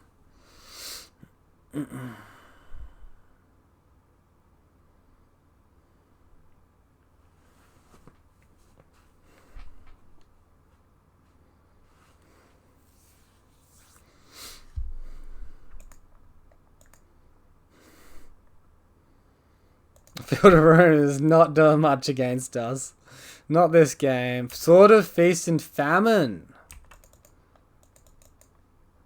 I guess I could have countered that. I also don't really think it's worth countering. I think I want to just hold on for countering a Cryptic, really. Alright. Attack for 7, draw 3. The moment we've all been waiting for. Snapcaster Mage? Oh, go away, opponent. Oh no, he's targeted the Path to Exile here, so we can't play our core Spirit Dancer. How frustrating. Path their own Snapcaster Mage? Okay, we can play the core Spirit Dancer.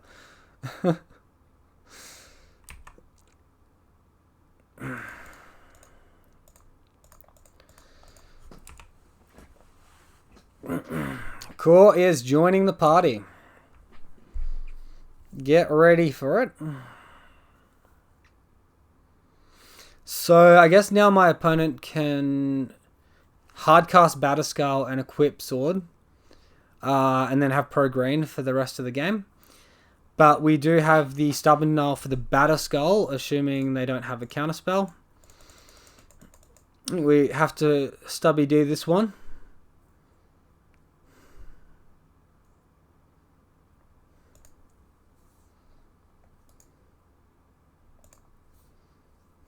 Paying costs, so they've got another counterspell here.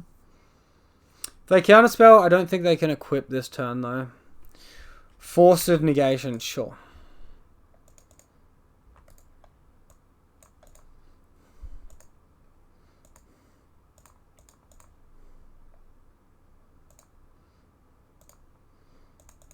Come on, Flying Aura. Come on. Sure, that'll do. I'll put it on Core Spirit Dancer and hopefully we chain a few. Alright, that's another one.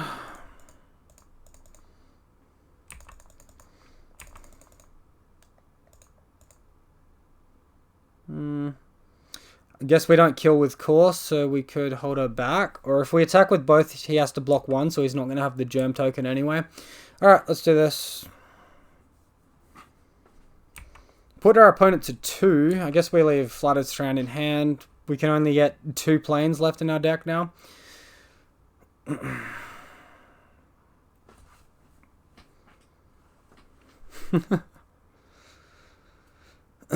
Well, I'm a little disappointed considering the 3 card draw auras we've got on our creature. We haven't drawn many cards.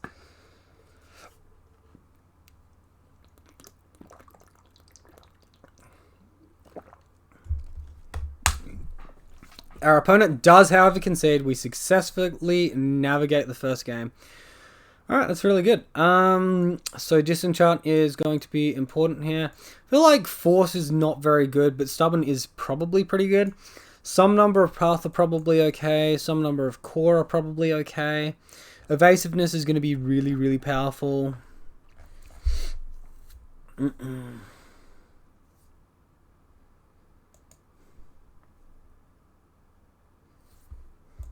Just trim a Hyena Umbra. Go with that.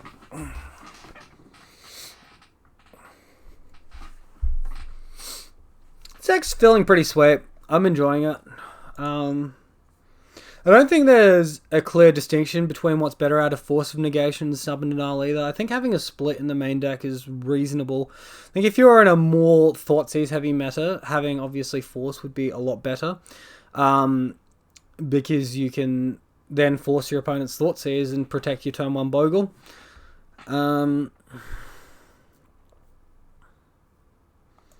Which is very important. But yeah, this card draw feels really nice. I think I'm going to look to go up 1 Griff Spoon. I'm not sure what I'm going to minus down at the moment yet. I think the minus is either going to be a Core Spirit Dancer or a Hyena Umbra.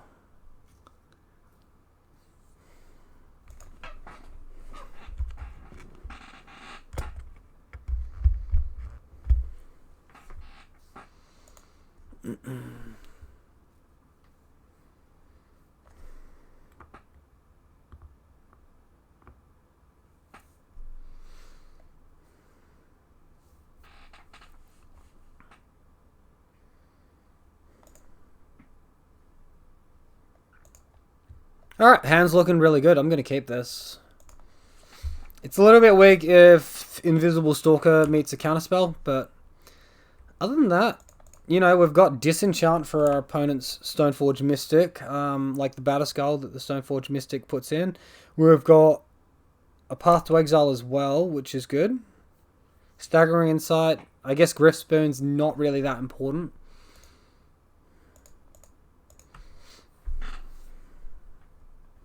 Go on, tap out for a Stoneforge Mystic opponent.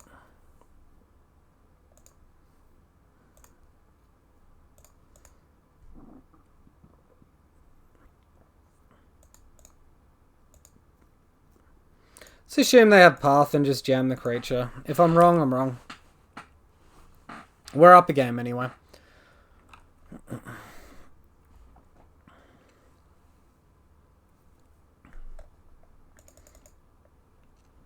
Mana leak? Lame. Alright, hopefully the top of our library is kind to us. Man, he's really taken on the control side this game.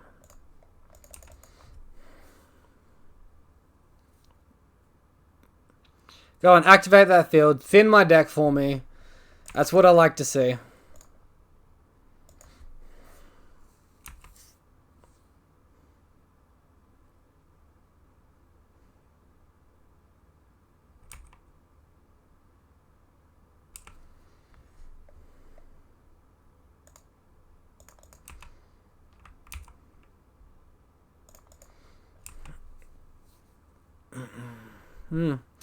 Not a whole lot happening at the moment. Our opponent's just playing like a control deck, and obviously that's going to be fine because we can't do much, but we've made as many land drops as our opponent as well.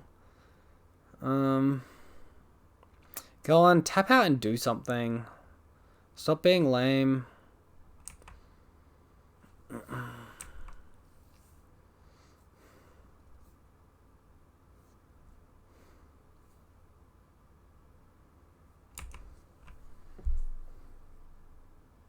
So he played around Counterspell there. That's interesting. Well, we're just drawing all auras. Normally I wouldn't be too concerned, but that's not what we need this game.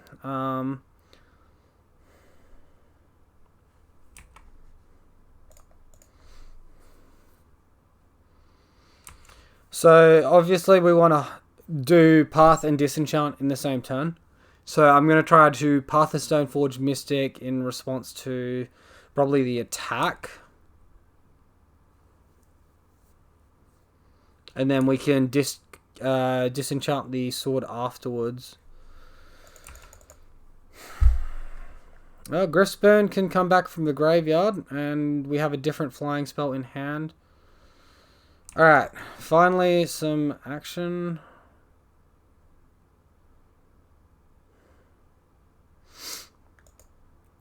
I think we have to go for the Path here.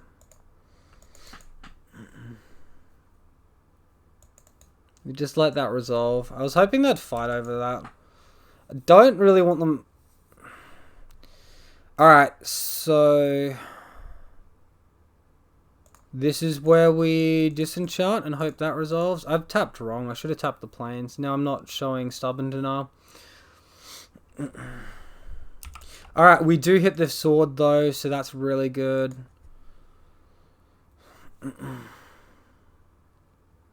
Opponents, you know, 3 cards left in hand. I guess they drew a 4th off Opt. They bottomed with the Opt. And they shuffled. Wouldn't you shuffle first, then Opt, though? Isn't that the $1 million play?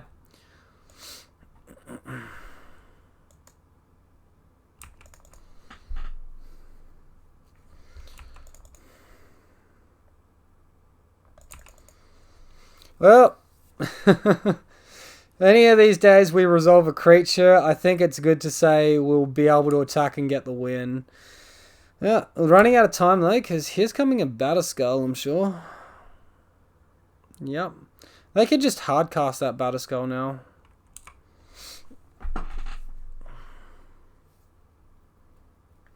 Bogle, let's go. Come on, no Cryptic.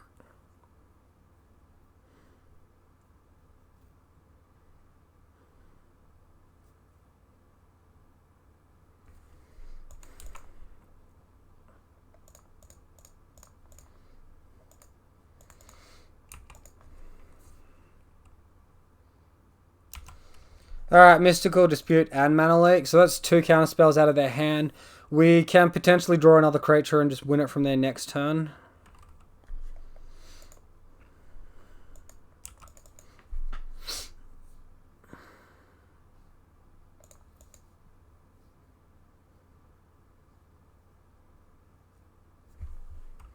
Alright, let's try for the cheeky second main Bogle.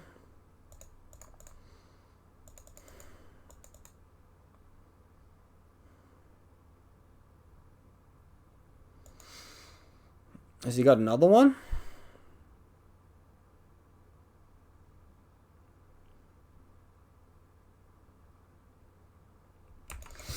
Alright, that's a cryptic in the bin. We pretty much need to resolve one next turn though. Otherwise, you know, we're taking 7 damage and turn after we're just a bit boned.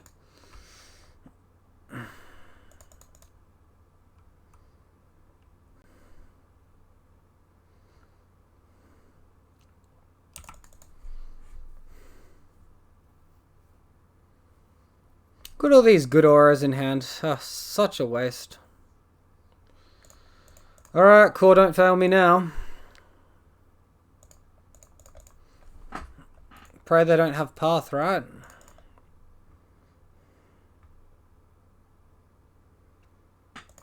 Opponents just had it all this game. Damn. You're gonna get that though when you're relying on a turn 2 stalker instead of a turn 1 creature. Like, those games are gonna happen. I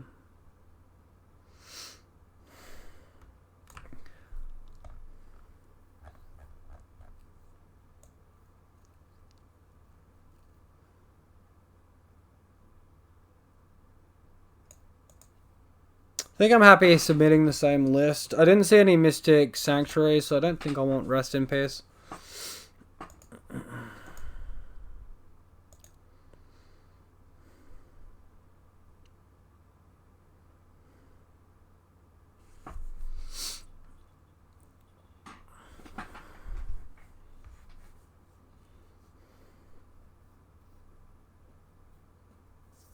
So we've got 16 one-mana auras in the list. Interesting.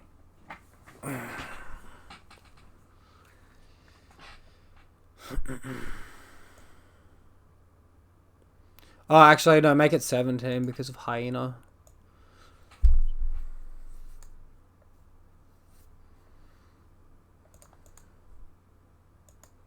I'll keep this. We're pretty land heavy, but we got decent auras. And a cycle land, so we can't underestimate the strength of a turn 1 Bogle either.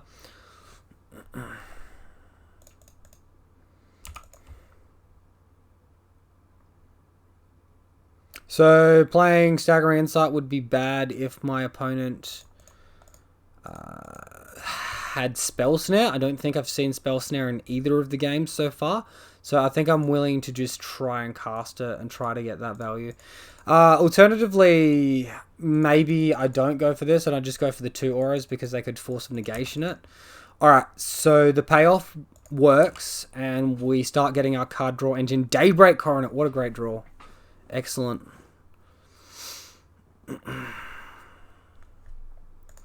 Alright, it's really solid so far. Really solid. Disenchant's a good one. So how do I want to do this? I'm going to go for First Strike here.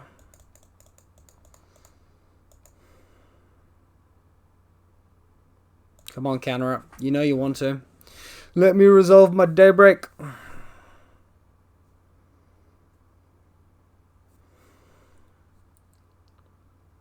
Mana Leak?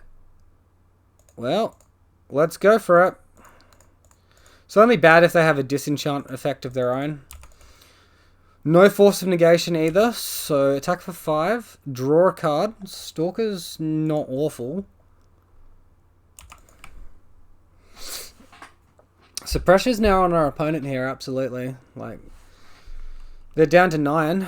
Timely Reinforcement. Oh, this Arcane Flight's going to be really, really good.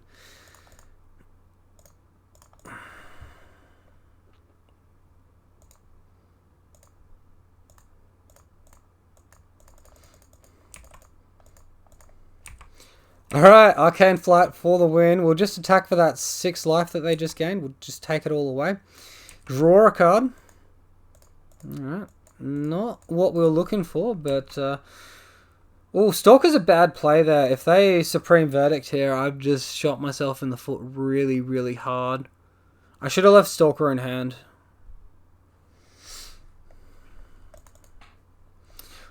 Alternatively, playing Stalker could potentially give me the damage to win. I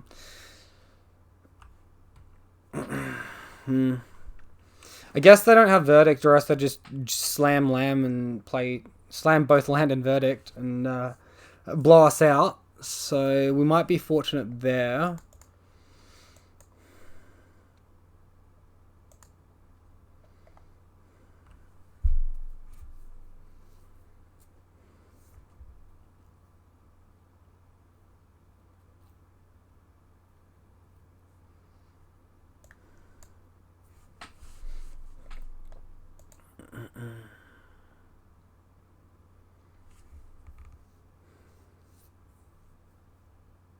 So it's pretty good. There's rumors with like Modern Horizons 2 that they might be printing like the other Horizon lands that they haven't printed yet. So that would mean a blue-white one, and that would give a lot of strength to this deck's mana base and card drawing and all of that. Alright, so I'm going to play the Waterlog Grove. I'm going to play the Curious Obsession on my Bogle. It's probably slightly tighter if I put it on the Stalker, but hopefully it doesn't matter. Alright, we can attack and put our opponent to 1, locking them off fetches for the rest of the game. Great. Awesome.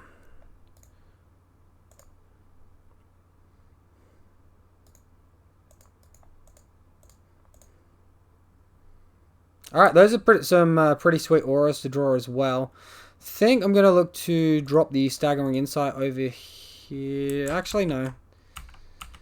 Doesn't do anything. If my board gets blown up, I'm going to want auras in hand to potentially put on a new creature.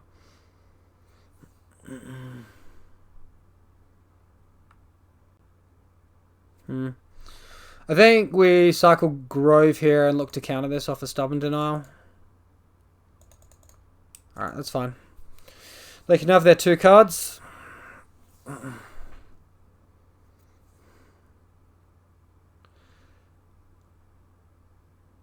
There's the Verdict. We do have the Bogle here, though.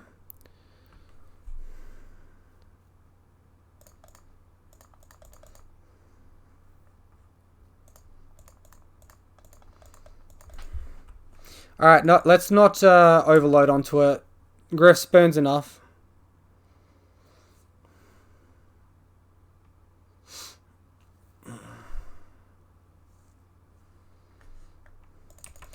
Another timely reinforcements from my opponent. Second of the game.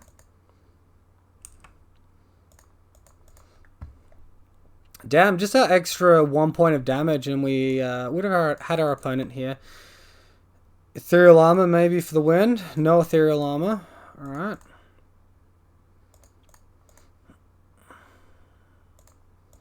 Disenchant is looking like super pointless in my hand here. Alright, so we can attack our opponent. We can draw 2 cards. Hopefully we draw a Hyena Umbra, which we can then put on our creature to play around Supreme Verdict.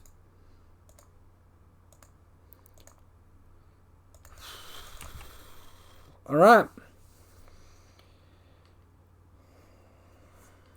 I think we even beat Snapcaster timely here, because our opponent will go to 9. We can play Ethereal Armor. Attack for 8. Ooh, we're almost there.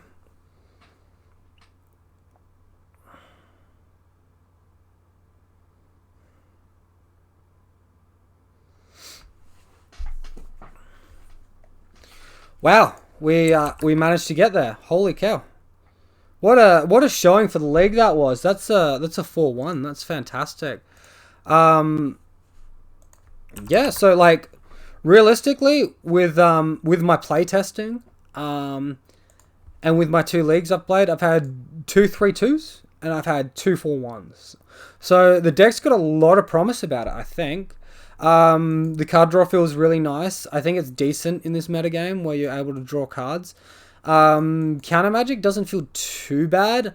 I'm not super in love with our choices of counter spells here.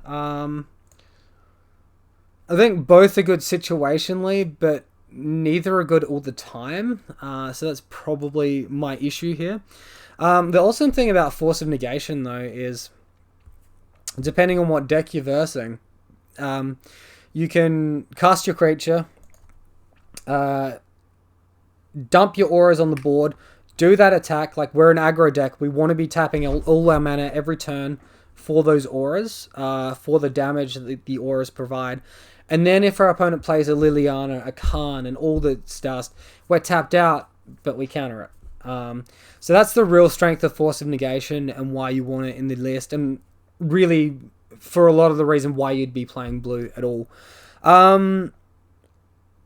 Yeah, I really liked the list. I think it was good. I think I want slightly more evasiveness, so I'm going to take out a Core Spirit Dancer and bring in a Griff Spoon.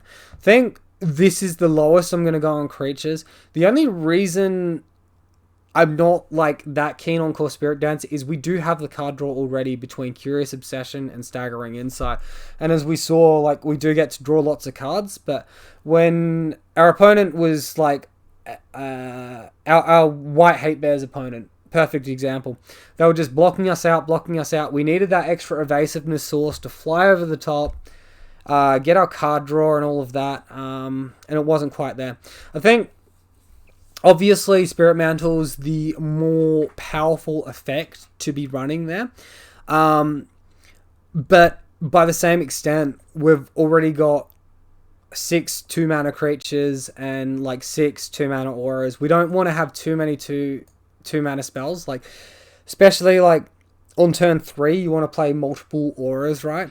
And if you saw it in a few of the games here where I had Staggering Insight and I drew another Staggering Insight, or I drew the Daybreak Coronet, and it's like, great, I can play one aura and have one land left up, and the land's like a dead land. But like, it's not awful because you can hold up Path or Stubborn Denial with it as well. Like, it's not the end of the world. It's just like a little bit awkward as far as just operating awesome super smoothly is concerned.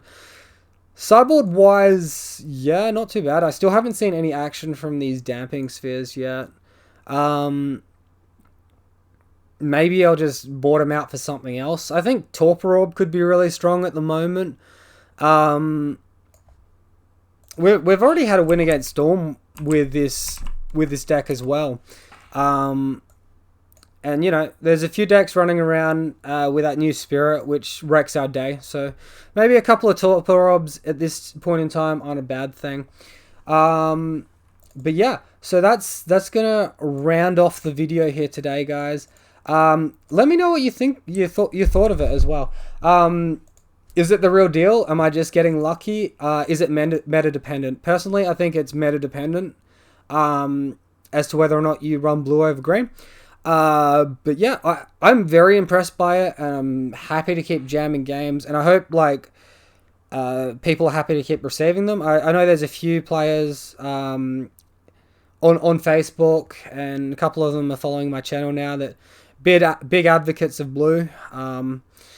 So yeah, I'm going to keep running this. I don't know if I'm going to look into Bant yet. Like, it's a very complex mana base. And I still haven't finished getting my Force of Negations together yet.